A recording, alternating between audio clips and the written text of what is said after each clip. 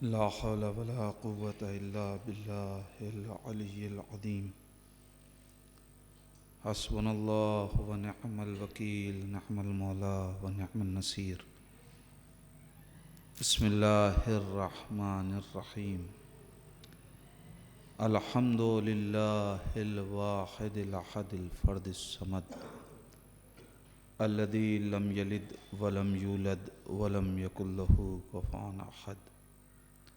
ثم الصلاة والسلام والتحية والإكرام على الرسول الأمي المكي المدني الهاشمي القرشي المطلبي مولانا ومولا الكونين جد الحسن والحسين أبي القاسم المصطفى محمد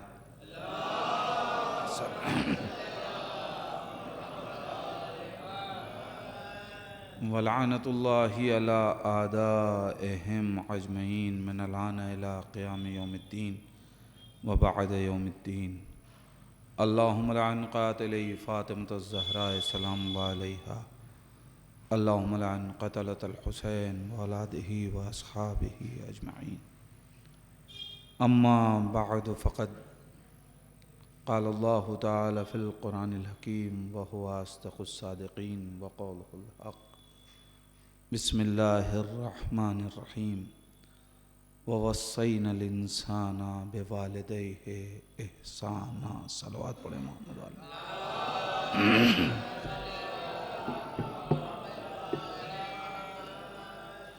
حضرات، گزارش ہے ایک بار سورہ حمد 3 مرتبہ سورہ اخلاص کی تلاوت فرما کر مرحوم و مغفور حاجی ذکی حسن صاحب کی روح کو ایصال فرما دیں. اللہم صلی اللہ علیہ محمد.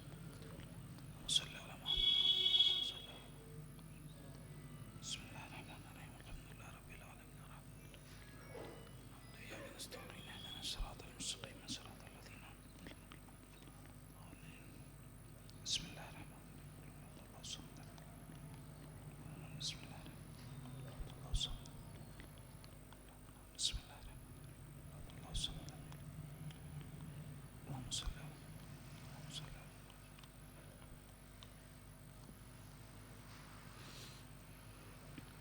مرحوم کی ترویع روح اور اپنے اپنے مرحومین کے ایصال ثواب کے لیے مل جل کے محمد آل محمد پر صلوات پڑھیں. اللہم صلی علی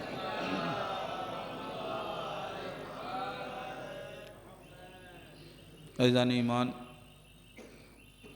مجلس ایصال ثواب، اور وہ بھی ایک مشفق باپ کے ایصال ثواب کے لیے بچوں نے یہ مجلس غم رکھی ہے. اس میں کوئی دو رائے نہیں ہے کہ موت ایک ایسی حقیقت ہے کہ جس سے کسی کو فرار نہیں ہے.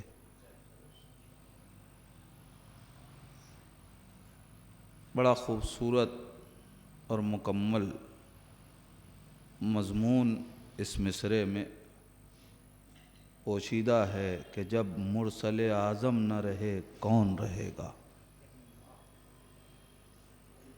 مگر مصرعے کو ہم اور آپ دہراتے ہیں، پڑھتے ہیں. جو کچھ کہہ رہا ہوں وہ سب سے پہلے خود اپنے لیے کہ یہ مصرع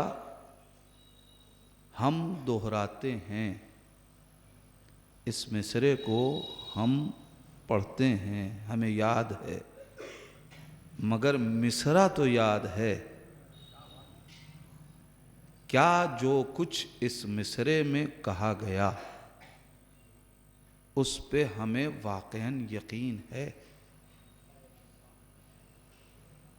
اگر ہم واقعاً موت کا یقین کر لیں تو ہماری حیات سنور جائے. ساری مشکل اس بات کی ہے کہ ہم موت کو بھلانا چاہتے ہیں. جبکہ ہمیں اسلام نے حکم دیا ہے کہ موت کو یاد کرو. دنیا موت کو بھلانا چاہتی ہے، اسلام کہہ رہا ہے موت کو یاد کرو. اگر موت کو یاد کرنے کو اسلام نہ کہہ رہا ہوتا تو اسلام نے ہمیں اور آپ کو قبرستان جانے کا حکم نہ دیا ہوتا. عزیزان ایمان، اسلام اگر ہمارے یہاں، یعنی اسلام اگر ہم انسانوں کو، ہم مسلمانوں کو قبرستان جانے کا حکم دے رہا ہے تو کوئی تو وجہ ہوگی. وہاں جا کے اس قبر کو دیکھ کے یہ سمجھو کہ ہم سے پہلے جو تھے جب وہ نہ رہے تو ایک دن آئے گا جب ہم بھی نہ رہیں گے. اور عزیزان ایمان، بات ہماری، ہم کیا ہیں، ہماری اوقات کیا ہے. پیغمبر اسلام ختمی مرتبہ حضرت محمد مصطفیٰ صلی اللہ علیہ وآلہ آپ نے جبریل امین سے کہا، اے جبرائیل اذنی، مجھے موعظہ کرو، مجھے نصیحت کرو. خود یہ جملہ ایک بات کی طرف ہمیں متوجہ کر رہا ہے کہ ہمارے بزرگ اگر ہماری نصیحت کرنے لگیں تو ہم ناراض ہونے لگتے ہیں کہ ہماری نصیحت کر رہے ہیں. یا ہم اگر ذرا سا دو لفظ، دو اصطلاحیں پڑھ لیں اور کوئی بزرگ ہمیں کچھ بتانے لگے تو ہماری پیشانی پہ بل آ جاتا ہے کہ اب یہ ہماری نصیحت کر رہے ہیں. عزیزان ایمان، کائنات سوچے، جو ساری کائنات کا نبی بن کے آیا وہ جبریل امین سے کہہ رہا ہے کہ ہمیں موعظہ کرو، ہمیں نصیحت کرو. اس کا مطلب یہ ہے کہ نصیحت کے لیے نہ تو عمر کی شرط ہے نہ تو علم کی شرط ہے. اچھی باتیں جو سکھا سکتا ہو اس سے سیکھنے کی کوشش کی جائے. اذنی، پیغمبر اسلام کہہ رہے ہیں اے جبریل مجھے نصیحت کرو. نبی کو کون سی نصیحت کی ضرورت ہے؟ وہ تو ساری کائنات کو نصیحت کرنے آیا، وہ تو ساری کائنات کو سکھلانے کے لیے آیا. نبی بتانا چاہتے ہیں کہ میری زندگی تمہارے لیے آئیڈیل ہے. میں تمہیں بتا رہا ہوں کہ چونکہ تمہارے دل میں جو ایک، تمہارے سینے میں جو ایک دھڑکتا ہوا دل ہے، جو ایک نفس ہے، وہ غفلت کا شکار ہو جاتا ہے. لہذا اسے بیدار رکھنے کے لیے کسی کو چاہیے کہ وہ اپنی نصیحتوں سے اسے جھنجھوڑتا رہے. یاد سب رہتا ہے، معلوم سب رہتا ہے، مگر کبھی کبھی کوئی ایک جملہ ہمیں متوجہ کر دیتا ہے کہ ہم غافل ہو گئے.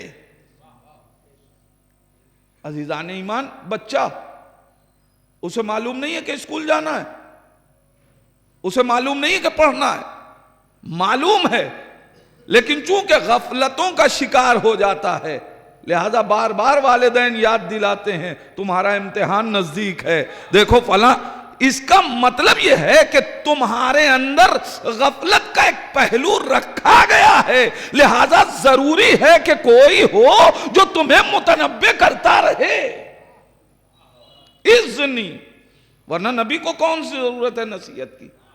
نبی چونکہ زندگی ان کی ہمارے لیے آئیڈیل ہے، لہذا نبی نصیحت مانگ کے بتا رہے ہیں کہ نصیحتوں کا مطالبہ کیا کرو، اور کوئی نصیحت کرے تو ناراض نہ ہو، شکر ادا کرو. میری نصیحت کی کرو. اور اب تو جبرائیل ہے نا، مزاج عصمت سے آشنا ہیں، وہ جانتے ہیں کہ نبی کو اپنے لیے نصیحت نہیں چاہیے، نبی یہ نصیحت مانگ رہا ہے تاکہ امت تک نصیحت پہنچ سکے. تو اب جو نصیحت نبی کریم کو جبریل امین اور جبریل اپنے دل سے تو کریں گے نہیں، ظاہر ہے نبی نے مطالبہ کیا ہے، امین وحی الہی پیغمبر اسلام کو نصیحت کر رہا ہے، تو یہ نصیحت ہمارے لیے کتنی اہم ہوگی۔ کیا کہا؟ بسم اللہ الرحمن الرحیم، یا محمد صلی اللہ علیہ وآلہ وسلم، اللہم صلی اللہ علیہ عِش ما شئت فإنک میت۔ عجیب جملہ ہے، عِش ما شئت، جیسی چاہیے زندگی گزاریے۔ میں نے پھر کہوں گا، میں نصیحت نبی کے لیے نہیں ہے، نبی کے ذریعے باتیں ہم تک پہنچ رہی ہیں۔ عِش ما شئت، زندگی جیسی چاہو گزارو، بس ایک بات کا خیال رکھنا، فإنک میت، کہ تمہیں موت آنی ہے۔ اس کا مطلب یہ ہے کہ اگر موت کا تصور ہو تو حیات خود بخود سنور جائے گی۔ تمہیں جیسی زندگی گزارنی ہے، اب اگر یہ واقعاً خیال رہے کہ ہمیں مرنا ہے تو آپ بتائیے کہ کوئی انسان کیسی زندگی گزارے گا؟ کیا کوئی انسان جسے موت کا خیال ہو وہ گناہوں سے آلودہ زندگی گزارنے کو تیار ہوگا؟ عِش ما شئت، جیسی چاہو زندگی گزارو، مگر ایک بات کا خیال رکھنا، فإنک میت، تمہیں مرنا ہے۔ دوسری نصیحت، تین نصیحتیں ہیں، دوسری نصیحت، احبب ما شئت، جس سے چاہو محبت کرو، بس اتنا خیال رکھنا کہ انہو یفترق، کہ وہ تم سے جدا ہو کے رہے گا۔ جس چیز سے محبت کرنا چاہو، پابندی نہیں ہے، مگر یہ یاد رکھنا کہ جس سے محبت کر رہے ہو وہ تم سے جدا ہو کے رہے گا۔ اولاد سے محبت ہو جدا ہوگی، ماں باپ سے محبت ہو جدا ہوں گے، اپنی گاڑیوں سے محبت ہو جدا ہوگی، اپنے مکانات سے محبت ہو جدا ہو کے رہے گا۔ عزیزان ایمان، جس چیز سے بھی محبت کرو، مگر یہ یاد رکھنا یہ چیزیں جدا ہو کے رہیں گی۔ بس کوئی ایسی محبت کرو کہ جو جدا نہ ہو۔ ہر محبت میں جدائی ہے، مگر ایک محبت ایسی ہے جو کبھی جدا ہونے والی نہیں ہے۔ یاد رکھنا، محشر کا میدان بتا رہا ہے، تم جس سے چاہو محبت کرو، اگر ان سے محبت کرو گے کہ جن کو جدا ہونا ہے، تو جب محشر میں اپنی گناہوں کے ساتھ جاؤ گے اور کہو گے شیطان سے کہ میں نے تیری محبت میں یہ کام کیا، شیطان فوراً اپنا پالا چھوڑا لے گا۔ ہم سے کیوں؟ ہم سے بہتر بھی تو تھے جو تمہیں اچھائی کی طرف لے جا رہے تھے، ان سے محبت کیوں نہ کی؟ ہماری محبت میں کیوں؟ تو کرو محبت، مگر یہ یاد رکھنا کہ یہ تم سے جدا ہوگی۔ احبب ما شئت، جس سے چاہو محبت کرو، مگر ہر محبت اس میں جدائی ہے۔ دے دیجئے کسی کو ہاتھ میں، سب کے ہاتھ میں کاغذ قلم، اور کہیے کہ فہرست بنائے جس سے محبت کرتا ہے، جس چیز سے بھی اسے محبت ہے، دنیاوی کسی شے سے آپ محبت دکھا دیجئے کہ اس میں جدائی نہ ہو، ہوگی جدائی۔ تیسری نصیحت پیغمبر اسلام کو، اعمل، پیغمبر اسلام عمل کیجئے، فَإِنَّهُ مُلَاقِيك، سب تو جدا ہوں گے مگر یہ عمل آپ سے ملاقات کرے گا.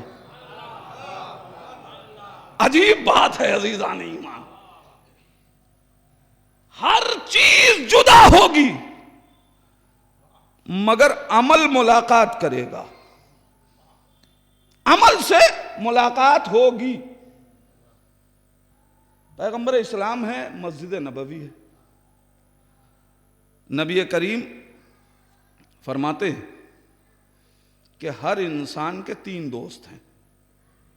اب مجھے ذہن میں نہیں ہے، شاید اس روایت کو کبھی پڑھا ہو، لیکن اس وقت میرے موضوع سے متصل. ہر انسان کے علیہ السلام ہر انسان کے 3 دوست ہیں. نبی فرما رہے ہیں ہر انسان کے 3 دوست ہیں. ایک دوست وہ ہے کہ جو اس وقت تک اس کا ساتھ دیتا ہے جب تک اس کی سانسوں کا سلسلہ چل رہا ہو. نبی فرماتے ہیں دوسرا دوست یہ اس وقت تک ساتھ دیتا ہے جب تک کہ تمہیں قبر میں لٹا نہ دیا جائے. ایک تیسرا دوست ہے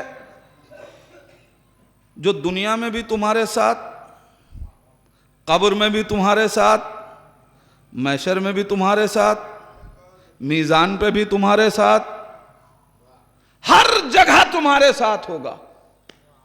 لوگوں نے گھبرا کر کہا یا نبی اللہ بتائیے وہ 3 دوست کون ہیں؟ پہلا دوست، اور عزیزان ایمان نبی کہتے ہیں سنو، ان تینوں دوستوں میں سے جب انسان دنیا سے جانے لگتا ہے تو اپنے پہلے دوست کی طرف بڑی سماجت بھری نگاہ سے دیکھتا ہے کہ تو میرا ساتھ کب تک دے گا، اس لیے کہ میں نے تیرے لیے بڑی سختیاں جھیلی ہیں. میں نے راتوں کو رات نہیں سمجھا، دن کو دن نہیں سمجھا، اپنے وجود کو تھکا ڈالا تیری دوستی کا حق ادا کرنے کے لیے. یہ بتا کہ تو میرے ساتھ کہاں تک رہے گا؟ اس نے آواز دی جب تک سانس چلتی رہے گی میں تمہارے ساتھ رہوں گا. سانس ٹوٹی ہمارا تمہارا رشتہ ٹوٹ گیا. دوسرا دوست وہ اس کی طرف نگاہ کرتا ہے تم میرے ساتھ کب تک رہو گے؟ وہ پلٹ کے کہتا ہے جب تک تمہیں قبر میں لٹا نہ دیا جائے میں تمہارے ساتھ رہوں گا. ادھر قبر میں لٹایا گیا، ادھر ہمارا اور تمہارا رشتہ دوستی کا ختم. اب وہ گھبرا کے تیسرے دوست کی طرف دیکھتا ہے تو میرے ساتھ، کہا میں ہر جگہ تیرے ساتھ. لوگوں نے کہا یا نبی اللہ بتائیے وہ تینوں دوست کون ہیں؟ کہا وہ پہلا دوست جس نے کہا کہ ادھر سانس ٹوٹی ادھر ہمارا رشتہ ختم ہو گیا، وہ انسان کی دولت ہے. وہ انسان کی دولت ہے. آج دولت کتنی خرچ کر دے کوئی انسان سانسوں کا ٹوٹا ہوا رشتہ برقرار نہیں کروا پاتا. تمہاری دولت اسی وقت تک تمہارے کام آئے گی جب تک سانسوں کا سلسلہ چل رہا ہو. ادھر سانسیں ٹوٹی ادھر رشتہ ٹوٹ گیا. یا نبی اللہ وہ دوسرا دوست کون ہے کہ جو قبر کی منزلوں تک ہمارے ساتھ؟ کہا وہ تمہاری اولاد، دوست، احباب، رشتہ دار. یہ تمہیں اپنے کاندھوں پہ اٹھا کے قبر کی منزلوں تک لائیں گے. جب تم قبر میں لیٹ گئے تو اب ان سے تمہارا رشتہ ٹوٹ گیا. نبی کریم وہ تیسرا دوست کون ہے جو ہر منزل پہ ہمارے ساتھ رہے گا؟ نبی آواز دیتے ہیں وہ تمہارا عمل ہے جو دنیا میں بھی تمہارے ساتھ، قبر کی منزلوں میں بھی تمہارے ساتھ، محشر میں بھی تمہارے ساتھ. جی چاہتا ہے روایت ختم ہو گئی، جی چاہتا ہے دستے ادب جوڑ کے کہوں یا نبی اللہ کیا کوئی ایسا طریقہ ہے کہ جہاں یہ تینوں دوستیوں کا رشتہ کبھی ٹوٹنے نہ پائے؟ تیسرے دوست کی طرح یہ دوسرے دوست بھی ہمیشہ ہمارا ان کا رشتہ استوار رہے. عجب نہیں نبی آواز دیں ہاں ایک طریقہ ہے تم دولت کو عمل بنا لو. میں کیا کہہ رہا ہوں عزیزان ایمان؟ دولت کو عمل بنا لو. دولت کو عمل بناؤ گے یہ رشتہ ہمیشہ باقی رہے گا. یا نبی اللہ دولت عمل کیسے بنے گی؟ نبی آواز دیں گے اس دولت کو مجلس حسین میں خرچ کرو, اس دولت کو کسی یتیم کی پرورش میں خرچ کرو, اس دولت کو لوگوں کو اچھائیاں سکھانے میں خرچ کرو, اس دولت کو کسی محتاج کی احتیاج پوری کرنے میں تم دولت کو عمل بنا لو, یہ رشتہ برقرار رہے گا. صلوات پڑھ دے محمد وآلہ.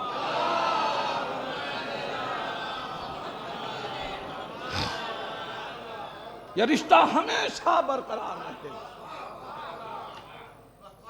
اچھا صاحب دولت تو عمل بن جائے, یہ تو بات سمجھ میں آئی کہ ہم دولت کو عمل میں خرچ کر دیں, عمل بنا لیں, تو دولت ہمیشہ یہ ہمارے کام آئے گی عمل بن کے. ہم نے ایک مسجد بن رہی ہے, اپنی دولت اس میں خرچ کر دی, اب ہم رہیں یا نہ رہیں, بات اولاد کی نہیں ہے. کوئی کہیں سے آ کے نماز وہ پڑھے گا, ثواب اس کے نامہ عمل میں جائے گا. دولت کو عمل بناؤ. یا نبی اللہ دولت تو عمل بن جائے گی, یہ دوست احباب رشتہ دار اولاد اسے عمل کیسے بنائیں؟ کہ اسے تم اچھے اعمال کا عادی بنا دو. اولاد کو بچپن سے ہاتھ پکڑ کے مسجد لے جانے کا عادی بنا دو. اب تکبیر کے لیے ہاتھ وہ بلند کرے گا ثواب تمہیں ملے گا. اب مجلس حسین کا عادی بنا دو, ماتم کے لیے ہاتھ اس کے اٹھیں گے ثواب تمہارے نام عمل میں لکھا جائے گا. اولاد کو عمل بناؤ, یہ عمل بن جائے تو ہمیشہ یہ دوستی قائم رہے گی. عزیزان ایمان کیوں؟ اس لیے کہ سارے رشتے ٹوٹیں گے مگر عمل کا رشتہ نہیں ٹوٹتا. اور یاد رکھیے عمل کا رشتہ نہیں ٹوٹتا, چاہے عمل اچھا ہو چاہے عمل برا ہو, کبھی رشتہ ٹوٹتا نہیں ہے.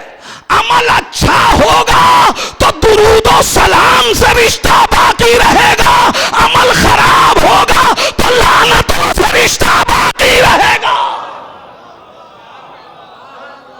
جیسا عمل ہوگا, پوری تاریخ اٹھا کے دیکھ لیجئے, جس نے جو عمل کیا, میسم نے اگر دار پہ مدح اہل بیت کا عمل کیا تو آج یاد کیا جا رہا ہے جنہوں نے منبروں سے علی کو لعنتیں پڑھوائی انہیں لعنتوں سے یاد کیا جا رہا ہے.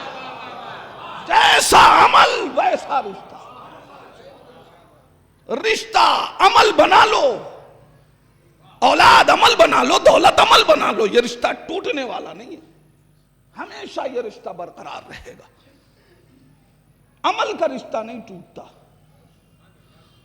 جیسا عمل ہوتا اسی شکل میں پیش کیا جاتا ہے. نہیں عزیزان ایمان, ایک اور روایت آپ کے حوالے کروں. پیغمبر اسلام فرماتے ہیں دنیا سے کوئی نہیں جائے گا مگر یہ کہ کچھ چیزیں اس کے سامنے آئیں گی. حالت احتضار میں کچھ چیزوں سے اس کی ملاقات ہوگی. حدیثیں مختلف ہیں, میں نے صرف جمع کر کے ایک موضوع میں تسبیح کی طرح پیرونے کی کوشش کی. ایک حدیث نبی کریم ارشاد فرماتے ہیں کہ سنو, ما من احد یحضرہ الموت الا وکلہ ابلیس ویأمر بکفرہ. کوئی ایسا نہیں ہے کہ جب وہ موت کے قریب پہنچے اور ابلیس اس کے پاس نہ آئے اور وہ یہ چاہتا ہے کہ اسے کفر کا حکم دے. اور اگر انسان اس کیفیت میں اپنے عمل کو بچا کے ایمان پہ مرتا ہے تو روایت ہے کہ ابلیس اتنی بلند آواز میں گریا کرتا ہے کہ اس کے حوالی موالی جو اس کے لشکر والے ہیں وہ پوچھتے ہیں کہ سردار رونے کا کیا سبب ہے؟ کہا ہمیں امید تھی کہ آخر عمر میں اسے ہم ایمان سے ہٹا دیں گے مگر یہ ایمان پہ ثابت قدم رہ کے دنیا سے گیا. عزیزان ایمان یہ پہلی ملاقات. اور خدا نہ کرے کہ کسی کی یہ ملاقات شیطان کو کامیابی عطا کر دے. اس لیے کہ بعض وقت روایتیں موجود ہیں کہ دنیاوی محبت جب دین پہ حاوی ہو گئی تو انسان ایمان پہ جان نہ دے سکا. لہذا علماء کے حالات پڑھیں. اور ہمیں اکثر و بیشتر بزرگوں نے یہ تاکید بھی کی ہے کہ ہمیں اپنے علماء حقہ بزرگوں کے حالات پڑھنے چاہیے. شیخ عباس قمی ظاہر سبھی واقف ہیں، اصحال ثواب کی مجلس ہے، لہذا میں اس رخ سے آپ کے سامنے گفتگو کر رہا ہوں. شیخ عباس قمی صاحب مفاتیح الجنان. اب تو جو لوگ نہیں سمجھ سکے تھے اب تو پہچان گئے ہوں گے. دعاؤں کی کتاب ماہ مبارک رمضان اور دوسرے ایام میں آپ اس سے اعمال انجام دیتے ہیں.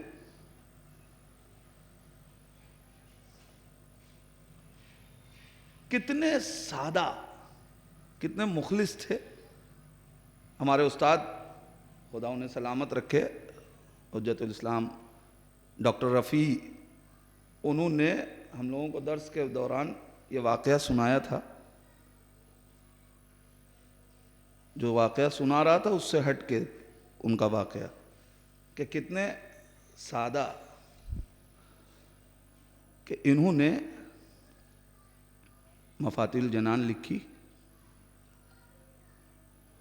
شائع ہوئی. خود خریدنے کے لیے اپنی کتاب ایک کتاب فروش کے پاس پہنچے اور کہا کہ مفاتیح الجنان ہے؟ ہاں ہے. کہا میں خریدنا چاہتا ہوں. کہا کتنے کی ہے؟ کہا اتنے کی ہے. کہا کچھ تخفیف دے دو. اس نے کہا کہ بھئی ہم اس سے کم میں نہیں دیں گے. انہوں نے کہا اس وقت میرے پاس پیسے کچھ کم ہیں، میں نے ہی یہ کتاب لکھی، یہ کتاب مجھے دے دو. آپ سوچیں. اس نے کہا کہ آپ ایسے ہی لے جائیں. کہا نہیں، قیمت تمہیں وہی دوں گا مگر ابھی جو رقم ہے وہ ابھی دے رہا ہوں، باقی ادھار رہے گی. ایسا متدین اور ایسا محتاج شخص. ان کی ایک کتاب ہے انوار البہیہ، بہت پسند تھی ان کو یہ کتاب، ہمیشہ اپنے ساتھ رکھتے تھے. اپنے بیٹے سے حالت احتضار میں جب آئے تو کہا اس کتاب کو یہاں سے ہٹا دو. اس نے کہا بابا یہ کتاب تو آپ ہمیشہ اپنے ساتھ رکھتے تھے, اس وقت اس کتاب کو ہٹانے کو کیوں کہہ رہے ہیں؟ فرماتے ہیں مجھے خوف ہے کہ کہیں اسی کتاب کے ذریعے شیطان ملاقات کے وقت ہمارا ایمان ضائع نہ کر دے. جو کتاب دین کی خدمت کے لیے لکھی ہے, آپ ذرا پہچانیں, اس کا مطلب شیطان کو بہکانے کے لیے ہمیشہ شراب پلانے کی ضرورت نہیں ہوتی. شیطان کبھی کبھی آپ کا کیا ہوا ایک اچھا عمل آپ کی نگاہ میں یوں جلوہ دکھاتا ہے کہ آپ کو ایک صلوات پڑھیں محمد عالم.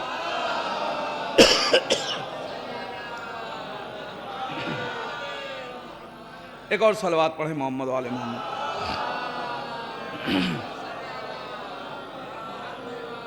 اس طریقے سے جلوہ دکھاتا ہے وہ اس عمل کا کہ اب خود آپ کو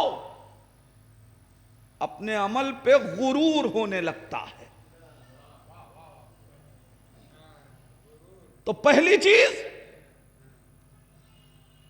کسی بھی ایسی شے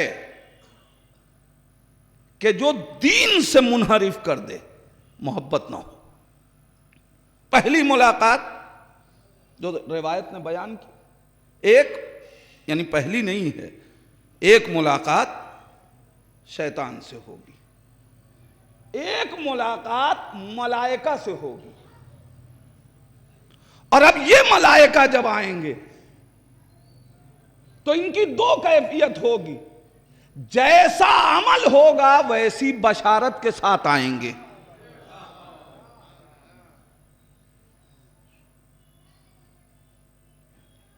قرآن کی آیت ہے, جو لوگ یہ کہتے ہیں کہ اللہ ہمارا رب ہے اور استقامت دکھاتے ہیں, ملائکہ ان پہ نازل ہوتے ہیں رحمتوں کے ساتھ. تفسیروں میں لکھا گیا کہ یہ آیت حالت احتضار کے وقت کی ہے, کہ اس وقت ملائکہ نازل ہوتے ہیں. اسی طریقے سے ملائکہ جو دین سے منحرف ہیں جب ان کے سامنے آتے ہیں تو جناب موسیٰ, ان کا واقعہ تاریخ میں ہے کہ ملک الموت سے ملاقات کی. جب ملاقات ہوئی تو کہا کہ تم ہمیں وہ شکل دکھا سکتے ہو جب تم اللہ کے گناہگار بندوں کی روح قبض کرتے ہو, تو کس شکل میں؟ جناب موسیٰ سے ملک الموت نے کہا کہ یا نبی اللہ, آپ مجھ سے اس چیز کا مطالبہ نہ کریں. وہ شکل جو اس وقت اللہ کے گناہگار بندوں کی روح قبض کرنے کے وقت ہماری ہوتی ہے, اس کا مطالبہ نہ کریں. جناب موسیٰ نے کہا نہیں, میں دیکھنا چاہتا تھا. اب ظاہر ہے نبی کہہ رہے ہیں. اس نے کہا ٹھیک ہے یا نبی اللہ, چند لمحے کے لیے صرف آپ اپنا رخ ادھر کیجئے, میں اس شکل کو اختیار کرتا ہوں اور آپ میری طرف جب میں کہوں تو متوجہ ہوئیے گا. جیسے ہی جناب موسیٰ کو اس نے خطاب کیا اور جناب موسیٰ متوجہ ہوئے اور اس کی طرف پلٹ کے دیکھا, موسیٰ جیسا نبی چیخ پڑا. اور اس کے بعد جناب موسیٰ نے کہا کہ اگر اس کے تمام گناہوں کی سزا نہ ہوتی اور صرف اسی چہرے میں ملاقات ہوتی تو یہی اس کی گناہوں کی سزا کے لیے کافی تھا. اتنا خطرناک چہرہ ملک الموت لے کے گناہگاروں کے پاس آئے گا کہ اس چہرے کو دیکھ کے. عزیزان ایمان, اب ظاہر سی بات ہے سزا کے لیے وہی چہرہ کافی تھا, اس لیے کہ چیخ کے دم نکل جانا پھر نہ دیکھے، مگر یہاں تو اب دم نکل ہی چکا، اب تو دیکھنا ہی مسلسل یہی چہرہ ہے جس کو ایک لمحے کے لیے موسیٰ برداشت نہیں کر پا رہے ہیں، اس چہرے کو مسلسل دیکھنا۔ عزیزان ایمان، ظاہر ہے میں کوئی ڈرانے کے لیے نہیں بیٹھا ہوں، لیکن روایتیں آپ کے سامنے رکھنا چاہتا ہوں صرف اپنے شاہد مثال کے طور پہ۔ ملائکہ سے ملاقات ہوگی، ابلیس سے ملاقات ہوگی، تیسری ملاقات اس کے خود اپنے اعمال مجسم ہوں گے، اپنے اعمال مجسم ہوں گے اور وہ اس کے سامنے آئیں گے۔ انسان اپنے اعمال کو دیکھے گا۔ عزیزان ایمان، انسان ذرا غور کرے، اپنے اعمال کو دیکھے گا۔ اگر اس کا عمل اچھا ہوتا ہے تو پھر میت اپنے چاہنے والوں سے چیخ چیخ کے کہتی ہے کہ مجھے قبرستان لے جانے میں جلدی کرو۔ لیکن اگر اعمال اچھے نہ ہو تو میت چیخ چیخ کے کہتی ہے آہستہ چلو، آہستہ چلو، آہستہ چلو۔ نہیں عزیزان ایمان، اعمال کیسے مجسم ہوں گے؟ صرف ایک واقعہ مثال کے لیے دے کے بات آگے بڑھا رہا ہوں۔ پیغمبر اسلام کا دور ہے، نبی کریم کو خبر ہوئی کہ ایک جوان حالت اعتذار میں ہے، حالت اعتذار میں ہے، جان نکلنے والی ہے۔ نبی کریم پہنچے، اس سے کہا کلمہ پڑھو، نہیں پڑھ پا رہا ہے، کوشش کر رہا ہے مگر پڑھ نہیں پا رہا۔ نبی کی نگاہ پڑی، ایک خاتون بیٹھی ہوئی ہے، پوچھا یہ کون؟ کہا یہ اس کی ماں ہے۔ کہا کیا تم اس سے ناراض ہو؟ میرے جوان بھائیو، کیا تم اس سے ناراض ہو؟ اس نے کہا 6 مہینے سے میں اس سے ناراض ہوں۔ نبی نے کہا یہ بغیر کلمہ پڑھے مر جائے گا۔ اگر تم راضی نہ ہوئی، میں نبی سفارش کر رہا ہوں، کیا میری سفارش کو قبول کر کے تم اسے معاف کرتی ہو؟ اس نے کہا یا نبی اللہ آپ کہہ رہے ہیں تو میں معاف کر رہی ہوں۔ اور اب جو نبی نے کلمہ پڑھوایا تو کلمہ تو پڑھ دیا، مگر کہتا ہے گھبرا رہا ہے، پریشان ہے۔ نبی نے کہا اب کیا ہوا؟ کہا یا نبی اللہ میری نگاہوں کے سامنے ایک ایسی سیاہی اور ایسی آنکھیں ہیں جیسے شعلہ ہوں اور وہ بار بار میری طرف بڑھ رہی ہیں۔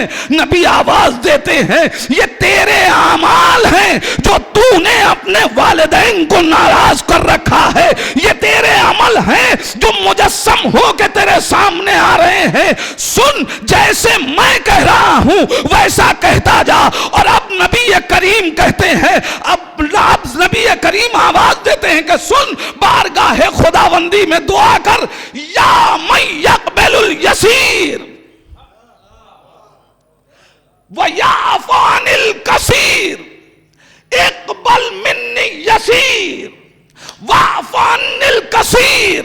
اے وہ کہ جو، عجیب دعا ہے قسم خدا کی، یا من یقبل الیسیر، اے وہ کہ جو تھوڑے کو قبول کرتا ہے،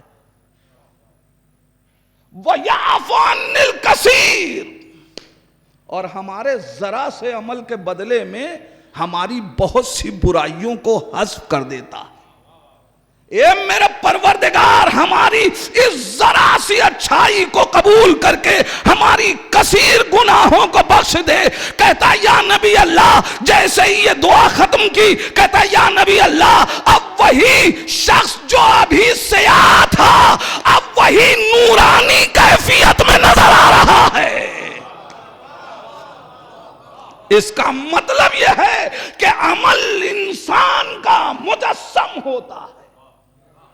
عزیزان ایمان، ظاہر گفتگو مسلسل اسی عنوان سے رہ گئی، بس چند باتیں میں اپنے آیت کے ذیل میں کہ ہم کو چاہیے ایک اور ملاقات کہ جو آخر وقت میں، اور اب نبی فرماتے ہیں ما من احد، نہیں ما من مومن، ابھی تک کی حدیثیں جو تھی وہ ما من احد تھی، کوئی ایک، لیکن اب نبی تخصیص دے رہے ہیں ما من احد یحضرہ الموت الا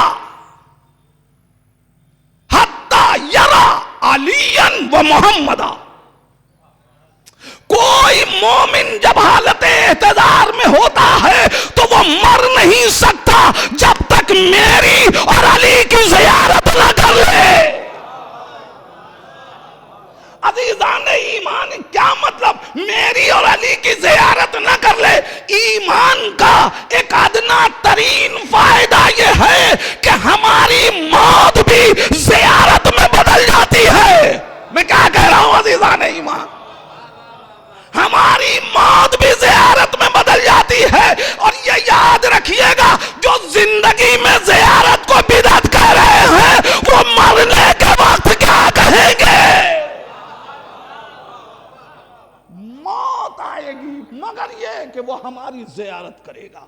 اور سیدھی بات ہے، جب امیر کائنات ہوں، پیغمبر اسلام ہوں، دوسری روایت میں ہے کہ ایسے وقت میں نبی کریم فرما رہے ہیں کہ جب مومن دنیا سے جاتا ہے اور اب قبر میں اس سے سوال و جواب ہوتا ہے تو علی اس کو تلقین کرتے ہیں، مولائے کائنات اسے تلقین کرتے ہیں۔ عزیزان ایمان، ہمارا عقیدہ علی کی نگاہ کے سامنے ہے، علی تلقین کرتے ہیں۔ بس اس موضوع کے تحت کہ اگر ہم واقعاً موت کو نظر میں رکھیں تو ہماری حیات سنور جائے۔ موت انسان کو حیات سے قریب کرتی ہے، یہ جو ظاہری حیات ہے ہماری، اور اب خاص طور سے اعمال میں بہترین عمل جس کے لیے قرآن کی یہ آیت خود شاہد ہے، وَوَصَّيْنَا الْإِنسَانَ،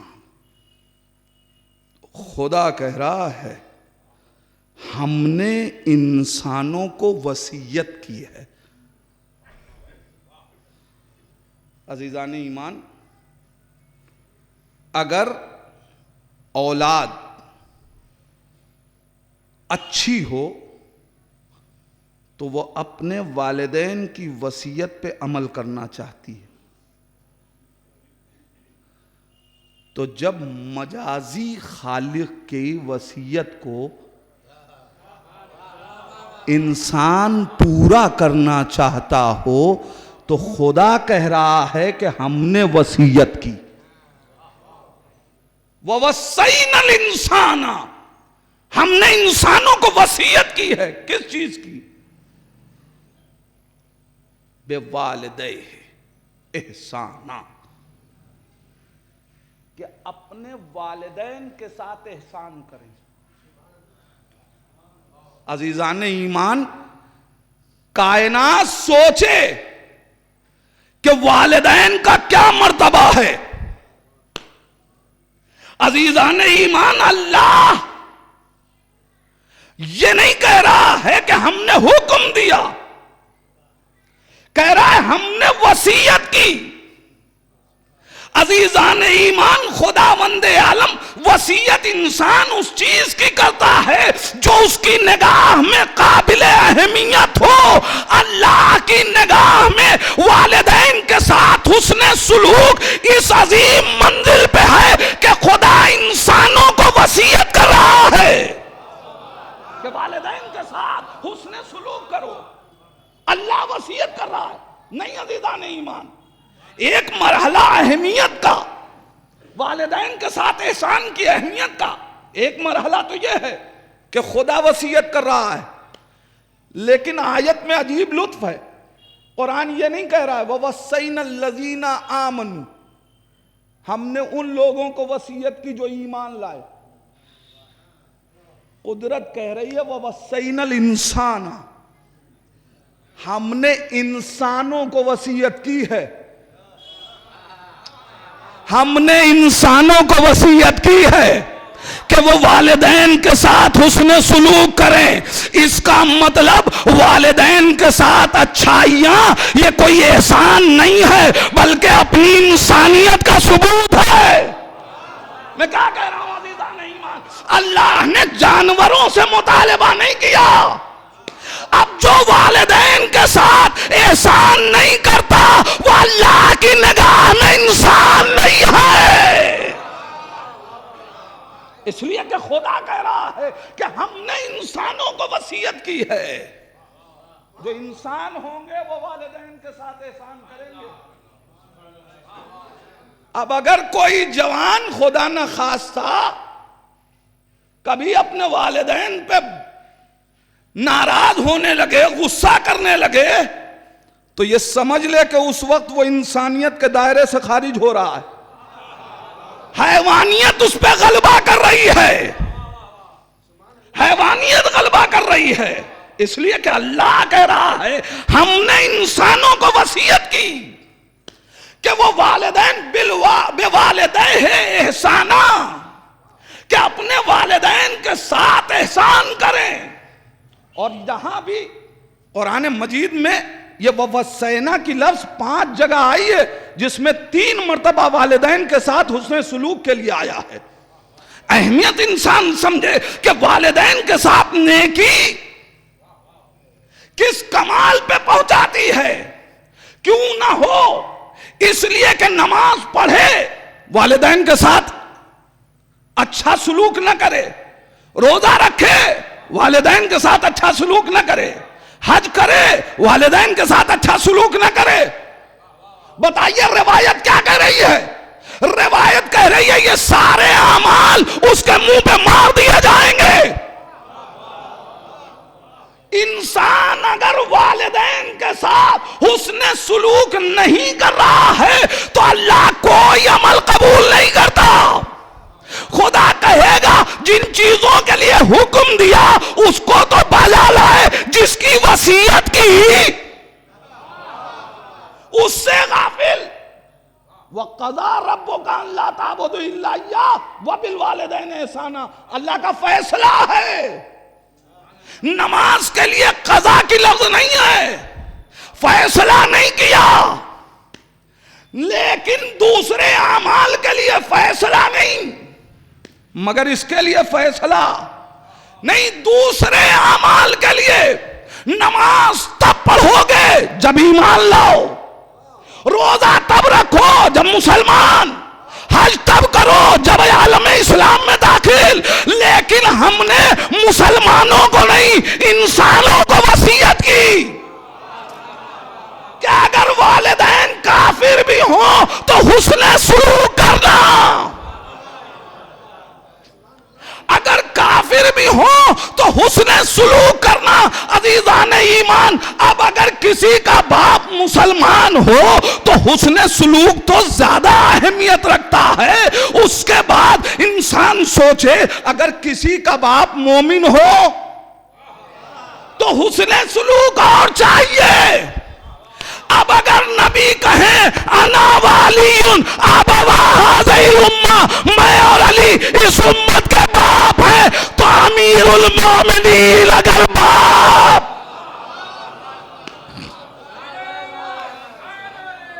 یا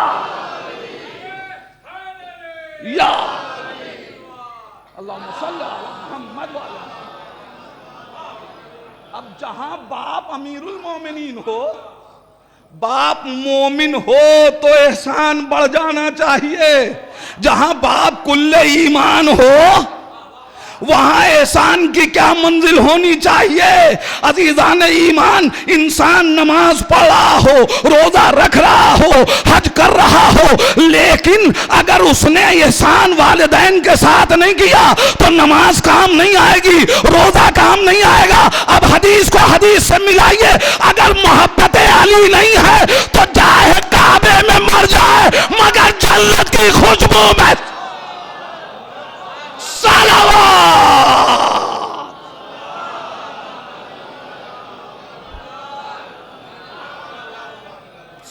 کر لے.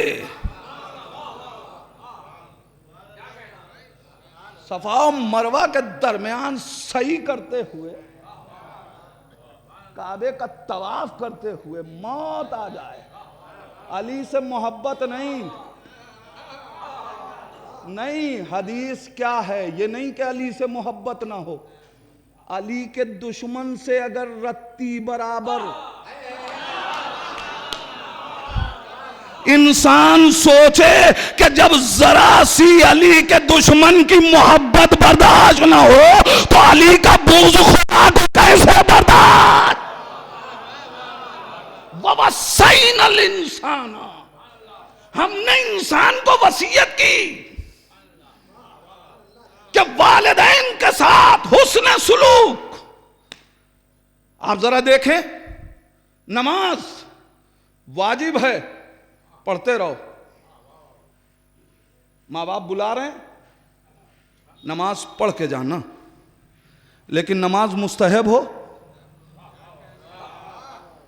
نماز ہے خدا کے لیے، مگر آواز دے دیا ماں باپ نے تو اب مستحب نماز توڑو. انسان ذرا غور تو کرے کہ خداوند عالم کے بعد اطاعت والدین کس منزل میں ہے. واجب کے بعد فوراً مستحب کی سرحد ہے. یعنی اطاعت والدین اور اطاعت خدا میں بس اتنا ہی فرق ہے جتنا واجب اور مستحب میں ہے. سرحدوں میں بالکل سرحد واجب سے ملی ہوئی ہے. وہاں نماز خدا کی، حکم والدین کا. مستحب بھی روزہ ہو، باپ منع کر دے بیٹا روزہ رکھے تو گناہگار، اس لیے کہ والدین کی اطاعت نہیں کر رہا ہے. انسان غور تو کرے، روزہ رکھا ہے، خدا کے لیے بھوکا ہے، مگر چونکہ باپ نے منع کر دیا تو اب باپ نے منع کر دیا تو خدا کے لیے بھی بھوکے رہو، تو ہم اسے گناہ سمجھیں گے، ہم اسے گناہ شمار کریں گے. عزیزان ایمان، کیوں؟ اس لیے کہ باپ کی اطاعت نہیں. عزیزان ایمان، تو علی تو اولی الامر بھی ہیں، باپ بھی ہیں. اب جتنی نمازیں پڑھو گے صرف یہی نہیں کہ ثواب نہیں ملے گا، ہر نماز گناہ بڑھائے گی، ہر روزہ گناہ بڑھائے گا، ہر حج گناہ بڑھائے گا. اس لیے کہ مرحلہ اطاعت کا ہے، مرحلہ محبت نہیں. صرف یہاں اطاعت ہے. انا وعلی ابا هذه الامه، میں اور علی اس امت کے باپ ہیں اور ہم نے وصیت کی ہے. وَوَصَّيْنَا الْإِنسَانَ، ہم نے انسان کو وصیت کی. کتنی اہمیت ہے والدین کے ساتھ حسن سلوک. آخری واقعہ، بات مکمل. حسن سلوک کی کتنی اہمیت ہے. ایک شخص ہے، نبی کریم کے پاس آتا ہے، یا نبی اللہ ہم جہاد کرنا چاہتے ہیں. نبی نے کہا کرو. کہا یا نبی اللہ ہم تو چاہتے ہیں مگر ہمارے پاس بوڑھے والدین اور وہ ہم سے بہت مانوس ہیں، وہ ہماری جدائی برداشت نہیں کر پاتے. نبی نے کہا تم گھر واپس جاؤ. جہاد کرنا چاہتے تھے،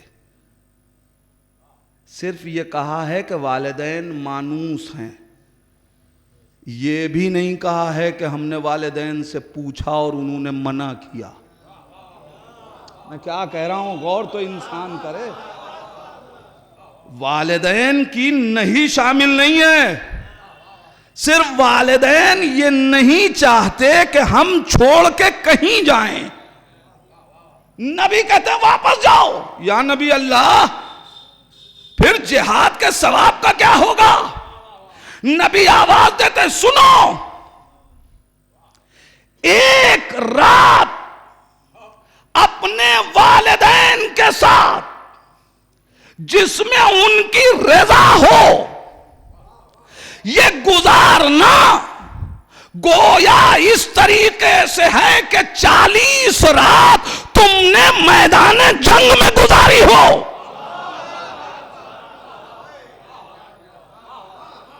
ایک رات والدین کے ساتھ حسن سلوک کر کے گزارا، گویا 40 راتیں، یعنی پورے جنگ خیبر کا ثواب. میں کیا کہہ رہا ہوں؟ 40 راتیں تم نے میدان جنگ میں گزاری ہوں، 40 راتیں میدان جنگ میں گزاری ہوں. یا رسول اللہ ایک مجاہد کا کتنا ثواب؟ ایک مجاہد کا ثواب پتا چلے تب نہ 40 راتوں کا ثواب پتا چلے گا. یا نبی اللہ، ایک مجاہد کا ثواب کا، ایک مجاہد اگر ایک دن میدان جنگ میں ہے تو گویا 70 سال کی عبادتوں کا ثواب. ایک دن اگر میدان جنگ میں تو 70 برس کی عبادت، یہاں ایک دن میں 40 راتوں کا اور 40 دن کا ثواب ملا. آپ ذرا سوچیں کس منزل پہ ہیں اطاعت والدین، کس منزل پہ ہے. جناب عیسیٰ گزر رہے ہیں ایک قبرستان سے، جناب عیسیٰ کے ساتھی ساتھ میں چل رہے ہیں. جناب عیسیٰ، آپ نے قبرستان سے 3 دن پہلے ہم گزر رہے تھے تو ہم سے کہا تھا کہ یہاں اس قبر کے اوپر عذاب نازل ہو رہا ہے، جلدی چلو. آج آپ بتائیے کہ کیا کیفیت ہے. ظاہر نبی ہے. جناب عیسیٰ نے دیکھا، کہا آج اس قبر پہ عذاب نہیں ہو رہا ہے. اے عیسیٰ کیوں؟ 3 دن پہلے تک تو عذاب ہو رہا تھا، آج کیوں نہیں ہو رہا ہے؟ آپ نبی ہیں، پروردگار سے معلوم کیجیے سبب کیا ہے. پوچھا، جواب آیا، اے عیسیٰ، اس کے پاس ایک بیٹا ہے، آوا یتیمن واصلح طریقہ. اس نے 2 کام کیے تو میں نے اس کے باپ کی قبر پر سے عذاب اٹھا لیا. کیا کام کیا؟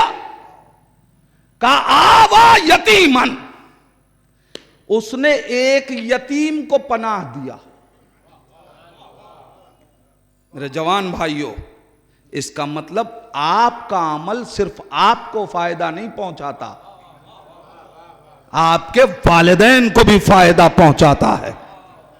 آوا یتیمن، ایک یتیم کو پناہ دیا، لہذا اس کے باپ کے قبر پر سے ہم نے عذاب اٹھا لیا. یہ بتائیے، یتیم کو پالا تو عذاب اٹھا لیا، تو باپ کی قبر پر سے عذاب اٹھا، اسے ثواب نہیں ملا؟ بھئی جس کے باپ کی قبر سے عذاب اٹھا لیا ہو اسے بھی تو ثواب ملا ہوگا. اب اس کے پاس بھی تو گناہیں نہ ہوں گی. کس کے لیے؟ ایک عام یتیم. اگر کسی نے ایک عام یتیم کو پالا تو نبی آواز دے رہے ہیں اس پر سے بھی عذاب اٹھے گا، اس کے باپ پر سے بھی عذاب اٹھے گا. اب قرآن نبی سے پوچھ رہا ہے، الم یجد کا یتیما فآویٰ. اے میرے پیغمبر، جب ہم نے آپ کو یتیم پایا تو کیا پناہ نہ دی؟ اب جا کے پوچھو تاریخ سے کہ اس آیت کا مصداق کون ہے. ایک صلوات، بس بات مکمل. انسان کو وصیت کی گئی کہ والدین کے ساتھ حسن سلوک کر. عزیزان ایمان، انسان غور کرے. پوچھنے والا چھٹے امام کی خدمت میں آیا اور آ کے سوال کر رہا ہے، مولا میرے والدین دنیا سے چلے گئے، اب کیا کیا جائے؟ آخری روایت، والدین دنیا سے چلے گئے، ہم زندگی میں ان کے ساتھ احسان کرتے تھے، حسن سلوک کرتے تھے۔ امام نے کہا آیت پھر سے پڑھو، اس نے آیت پڑھی، کہا آیت میں کوئی شرط اللہ نے رکھی ہے کہ جب تک دنیا میں رہیں تب تک حسن سلوک؟ مولا اسی لیے تو آپ کے پاس آیا ہوں۔ مولا بات سمجھ میں نہیں آتی، کل تک تو ہم ان کو نہلاتے تھے، ان کو صاف ستھرا رکھتے تھے، ان کو لباس پہناتے تھے، ان کی خدمت کرتے تھے، آج کیا کریں؟ کل ان کو کھانا کھلاتے تھے، آج کیا کریں؟ امام فرماتے ہیں کل تک مادی دنیا میں تھے، لہذا ان کے ساتھ مادی احسانات تھے، اب وہ عالم برزخ میں ہیں، اب معنوی فائدے پہنچاؤ۔ کہا مولا کیا کریں؟ کہا ان کے لیے قرآن کی تلاوت کرو، ان کے لیے یتیموں کو پروان چڑھاؤ، ان کے لیے بیواؤں کی مدد کرو، ان کے لیے اچھے اعمال کر کے اس کا ثواب انہیں منتقل کرو، اس کا ثواب انہیں منتقل کرو۔ بات کہیں اور تک جانی تھی لیکن اب وقت نہیں ہے۔ خود جناب سیدہ سلام اللہ علیہا، انشاءاللہ کبھی وقت ہوا تو عرض کروں گا، آپ خطبہ فدق دے رہی ہیں، آپ ذرا سوچیں کہاں خطبہ فدق؟ جہاں میراث کا مطالبہ ہے وہاں آپ نے فلسفہ بیان کیا ہے کہ والدین کے ساتھ احسان کرنے کا فائدہ کیا ہے۔ آپ سوچئے اس دربار میں جہاں وحدانیت کا پیغام دیا، جہاں الوہیت کا پیغام دیا، جہاں رسالت کا پیغام دیا، جہاں امامت کا، وہیں سیدہ والدین کے ساتھ حسن سلوک کی گفتگو کر رہی۔ ساری کائنات کو جو سکھا رہا ہو کہ اپنے والدین کے ساتھ حسن سلوک کرو، آپ بتائیں جب انہی کی نگاہوں کے سامنے ان کے والدین کے اوپر ظلم ڈھایا جاتا رہا ہوگا تو کیا گزرتی ہوگی؟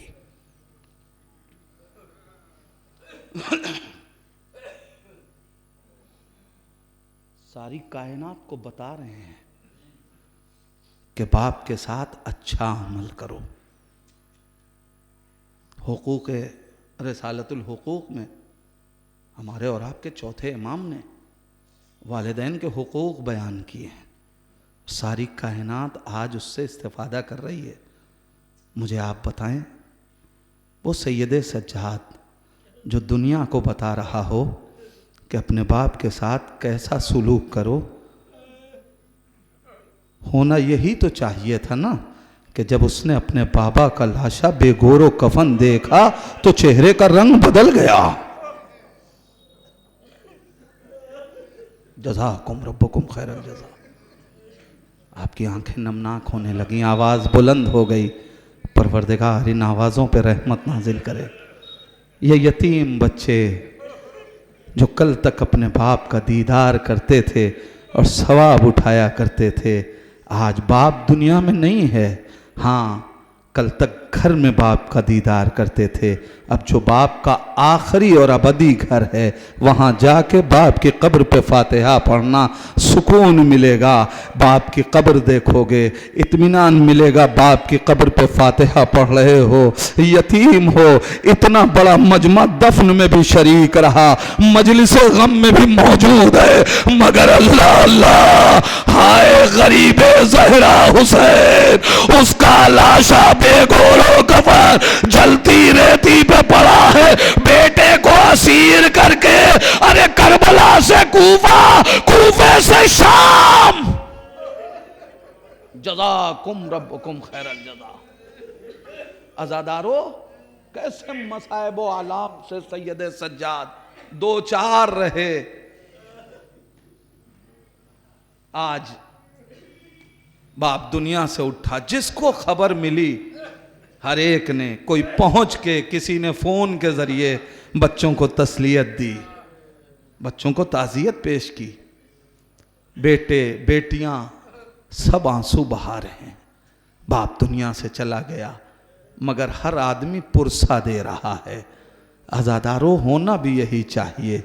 جب باپ دنیا سے چلا جائے، خاص طور سے بیٹیاں اپنے ماں باپ سے بہت قریب ہوا کرتی ہیں، بیٹیاں باپ سے بہت زیادہ مانوس ہوتی ہیں.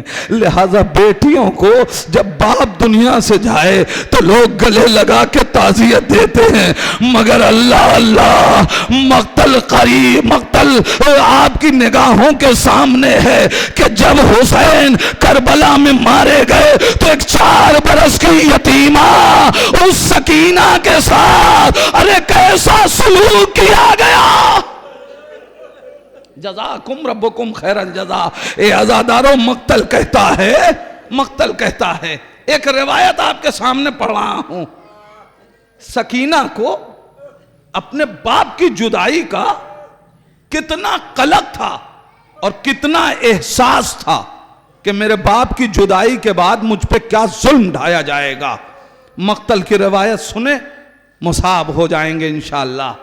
تاریخ کہتی ہے کہ امام حسین علیہ السلام جس وقت رخصت آخر کو آئے نا، زینب میرا سلام آخر قبول کرو، ماں کی کنیز فضہ میرا سلام آخر قبول کرو. حمید ابن مسلم کہتے ہیں، کہتا ہے کہ مولا امام حسین کو خیمے سے نکلنے میں بڑی تاخیر ہوئی.